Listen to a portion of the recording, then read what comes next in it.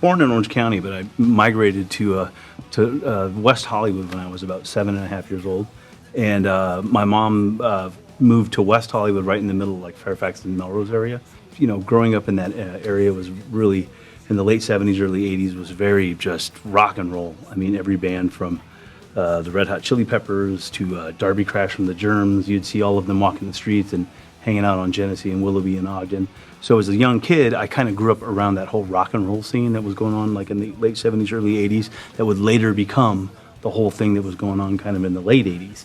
And so, where I grew up, it was either you were in a gang, you sold drugs, or you were in a band. And so I was kind of in a gang and sold drugs, and I was in a band. So I kind of did all of it.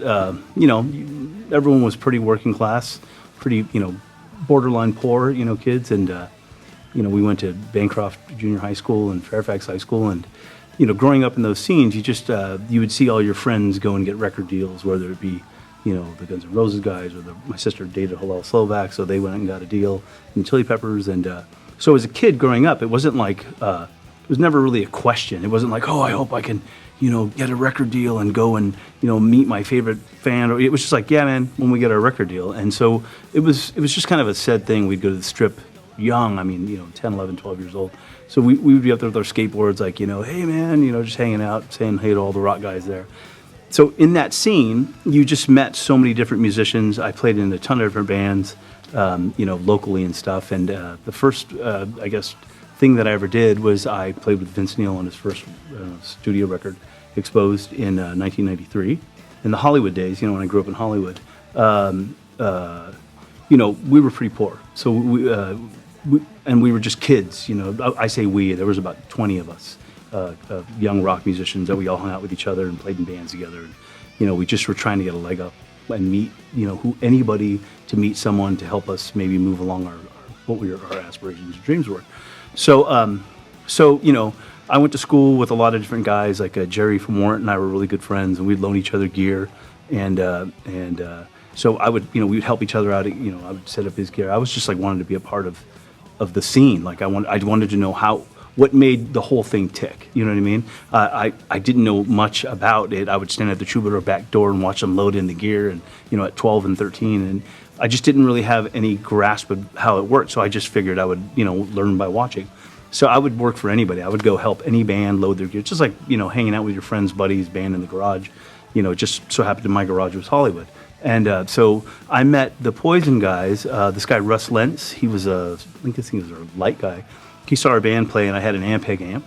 And he asked if he could borrow the Ampeg app for some recording. And long story short, I went down and I met the Poison guys. I helped out a couple of times at gigs, and then I ended up doing my first show for them at the Stardust Ballroom. I think it was 85. It wasn't 84. It was 85. And Stardust Ballroom, and one of the opening bands was Guns N' Roses. The first, maybe the second or third show.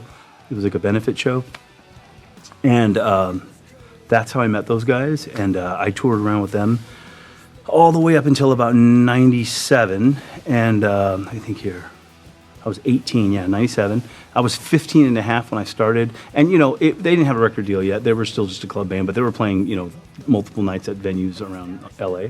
And so, a lot of the stories that you would hear of those times, which, as an adult now, you look back on and you kind of go, wow.